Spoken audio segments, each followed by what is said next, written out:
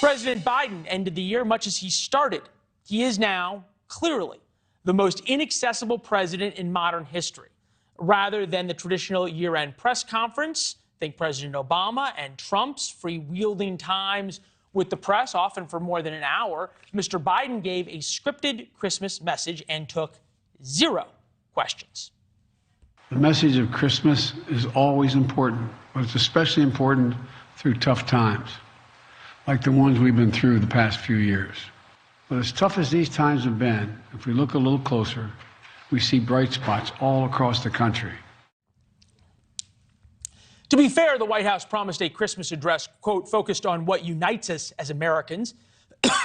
Pardon me. His optimism for the year ahead, and he wanted to wish Americans joy in the coming year, which is exactly what we got. It was pretty vanilla, which perhaps shouldn't surprise us. In 2022, Mr. Biden gave 7 TV interviews, just 7, one of which was with Drew Barrymore, not exactly a hard-hitting conversation. Probably why nobody heard about it until I just reminded you. That's even less than last year, where he gave 22 interviews. By comparison, Trump did 92, Obama 156 during their first year in office. Scott Bolden's here, former chair of the Democratic Party in D.C. Scott, good to see you. We have talked about this before, right? That when President Biden reads through the teleprompter, doesn't take questions, and stays out of the spotlight, he does pretty well.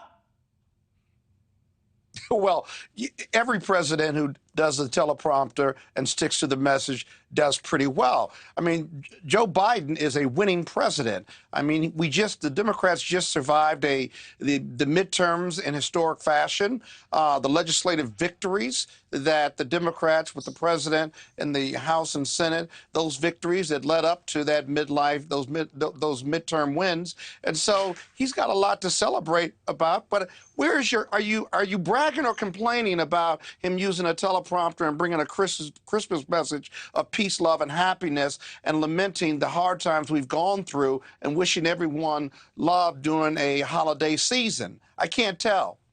Well, that's part of the fun, right? well, he's the leader of the free world. No, look, it's always good to bring good tidings. But it's always good to bring good tidings. And I got to talk to you a little bit, though, about you said that he's coming off these huge wins in the midterms, which is true. You and I talked about that. Credit where credit's due. Did better than any Democratic president since Kennedy. But he did it by not campaigning. You know, he didn't go to Georgia for the runoff with Raphael Warnock. In fact, Raphael Warnock ran as far away from Joe Biden during the runoff as he possibly could. That's not necessarily true. In fact, Joe Biden campaigned all across this country. There were states that he didn't go to, but he didn't have to go to them because Barack Obama went to them. Michelle Obama went to them. The Clintons went to them. And whether that played well or not in those states, we won those states, if you will, by the way. We won Pennsylvania. The Democrats won Georgia. And so does it matter whether he goes there or not? Or is the media just concerned about criticizing Joe Biden? No, look, a win's a win. That's fair. That said, you got to hold elected leaders responsible. This was supposed to be the most transparent, return to normal administration that there was. That's what President Biden ran on. And yet, in terms of the number of news conferences he's given, his accessibility to the press, it is the lowest of any modern American president. He just does not come and take questions from the representatives of the American people. It's very simple.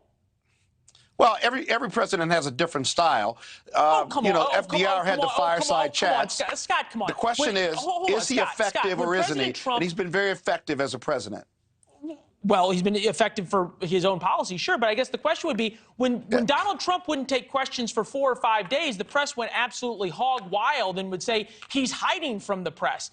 Joe Biden hasn't done a press conference in weeks of any meaningful sort. I think there was a period when Trump wasn't doing any interviews, wasn't holding any press conferences. Right, and everybody called him a traitor and that he was somehow hiding things from everybody. And Joe Biden doesn't do press conferences. He was a traitor because he was a traitor because of what he said, as well as what he did. He was impeached twice in regard to bad conduct in the House, in the White House. But I don't understand the debate between whether he holds one press conference a month, which will be once a month, or getting the work done. And it seems to me he's getting the work done. He's let us out of COVID, if you will. We've got low unemployment. Inflation is turning back and we're getting the economy back together. I mean, he's brought home Brittany Griner. I mean, this is a president, no matter how old he is racking up legislative victories and political victories for this country and making this country better. Thanks for watching. Go to newsnationnow.com to find NewsNation on your television provider. And don't forget to subscribe. Click the red button to get more of NewsNation's fact-driven, unbiased coverage.